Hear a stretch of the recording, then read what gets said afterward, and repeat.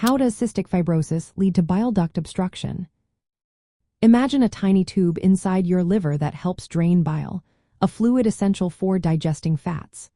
In cystic fibrosis, this process gets disrupted in a very specific way. The root cause lies in a protein called the cystic fibrosis transmembrane conductance regulator, or CFTR.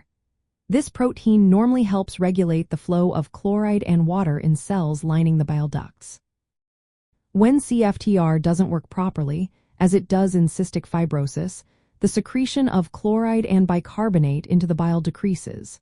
This causes the bile to become abnormally thick, sticky, and dehydrated. Because the bile is so viscous, it doesn't flow smoothly through the small bile ducts inside the liver.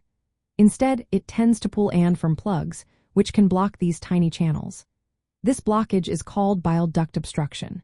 When bile cannot flow freely, it builds up behind the blockage, leading to a condition known as cholestasis, where bile flow is reduced or completely stopped. This buildup causes inflammation in the bile ducts and damages their lining. Over time, the persistent inflammation and injury lead to scarring or fibrosis of the bile ducts, which can further impair bile flow.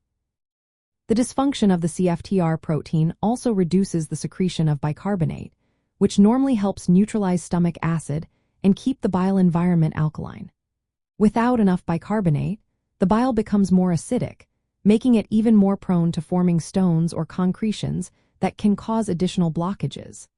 These concretions can further damage the bile ducts and promote infections, which are common in cystic fibrosis-related liver disease.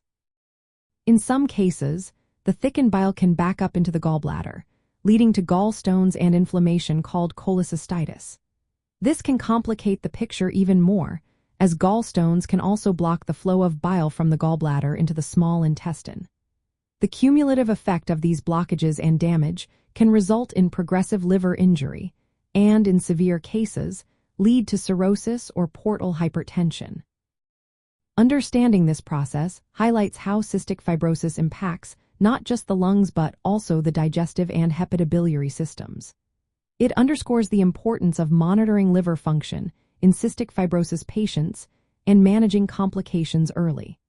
If you or someone you know has cystic fibrosis, it's essential to work closely with healthcare providers to keep an eye on liver health and address any signs of bile duct problems promptly.